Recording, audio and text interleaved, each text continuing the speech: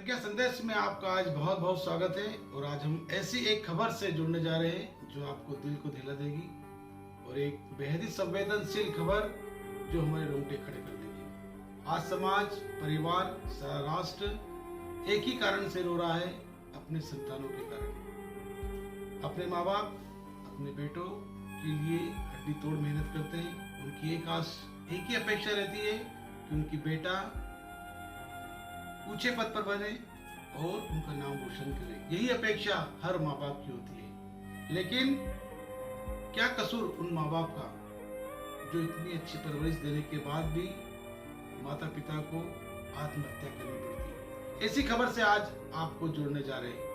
और प्रज्ञा संदेश में विशेष आज क्या कसूर है माँ बाप का, और कार्यक्रम में देखेंगे आज के हम एक पत्र पिता का देश के बेटों का नाम, जो हर आज्ञाकारी बेटों को यह कार्यक्रम देखना चाहिए और इस कार्यक्रम से सबक लेना चाहिए। तो आइए जुड़ते हैं विशेष आज की खबर जो हमको कुछ प्रेरणा देकर जाएगी।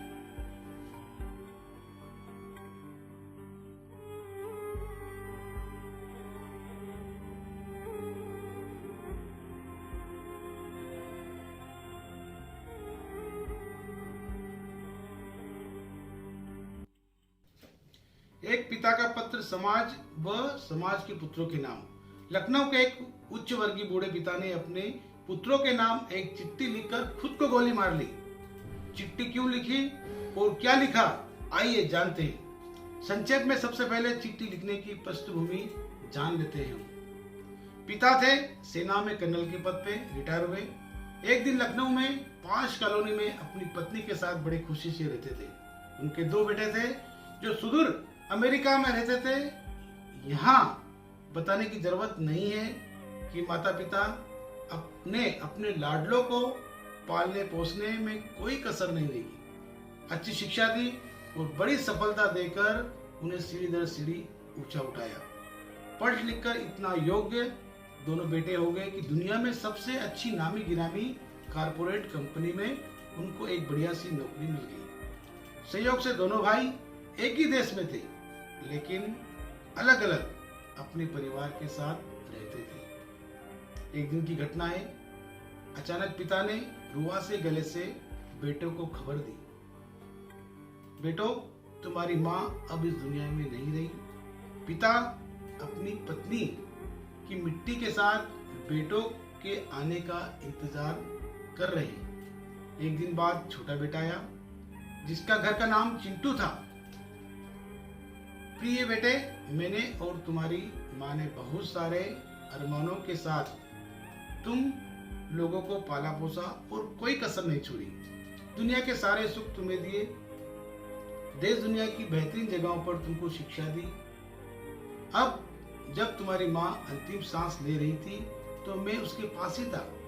वह मरते समय तुम दोनों का चेहरा अंतिम बार देखना चाहती थी और तुम दोनों को अपने भावों में भरकर चूमना चाहती थी, गले लगाना चाहती थी। तुम लोग उसके पास वही मासूम मुन्ना और चिंटू थे। उसकी मौत के बाद उसकी लाश के पास तुम दोनों का इंतजार करने के लिए मैं था। मेरा मन कर रहा था कि काश तुम लोग मुझे ढांढस बंधाने के लिए मेरे पास होते। मेरी मौत के बाद मेरी लाश के पास तुम लोगों का इंतजार करने के लिए कोई नहीं होगा। सबसे बड़ी बात यह है कि मैं नहीं चाहता कि मेरी लाश निपटाने के लिए तुम्हारे बड़े भाई को आना पड़े। इसलिए सबसे अच्छा यह है कि अपनी माँ के साथ मुझे भी तुम निपटा कर ही जाओ। मुझे जीने का कोई हक नहीं है, क्योंकि जिस समाज ने मुझे जीवन भर धन के साथ सम्मान भी दिया, मैंने समाज को असभ्य नागरिक के रूप में दो बेटे दिए। हाँ, अच्छा यह रहा होता कि हम अमेरिका जाकर नहीं बसे और सच्चाई दब जाती। पिता ने पूछा, चिंटू मुन्ना क्यों नहीं आया? मुन्ना यानी बड़ा बेटा।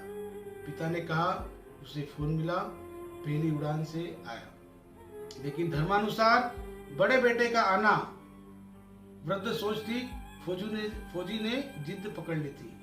छोटे बेटे से मुंह से एक सच आखिर निकल ही पड़ा। उसने पिता से कहा कि मुन्ना भैया ने कहा है कि माँ की मौत में तुम चले जाओ, पिता मरेंगे तो मैं चला जाऊंगा। यह सुनकर कर्नल साहब खुद को संभाल नहीं पाए, कमरे के अंदर गए। खुद तो कई बार संभाला, लेकिन चंद पंक्तियों में एक पत्र उन्होंने लिखा जो इस प्रकार था, जो हर बेटे को सुनना चाहिए। मेरी अंतिम इच्छा है कि मेरे मेडल तथा फोटो बटालियन लौटाए जाए तथा घर का पैसा नौकरों में बांट दिया जाए, जमा पूंजी आदि वृद्ध सेवा केंद्र तथा आदि सैनिक कल्याण में दी जाए। तुम्हारा पिता। और कमरे में जाकर एक धाई से आवाज आई गोली चलने की। कर्नल साहब ने खुद को गोली मार ली। यह क्यों हुआ, किस कारण हुआ, इसका दोषी कौन है, इसके बारे में हम सबको विचार करना चाहिए। यह एक काल्पनिक कहानी नहीं, पूरी सच्चाई है जो समाज में, राष्ट्र में, परिवार में दिनों दिन इस प्रकार की घटनाएं घट रही है। ये सब उनके लिए, हमारे सब के लिए विचारणी है और सोचनी है। इस पर हम सबको ध्यान देना चाहिए। मिलते हैं अगले क्रम में एक नए विषय के साथ। जब तक के लिए नमस्कार।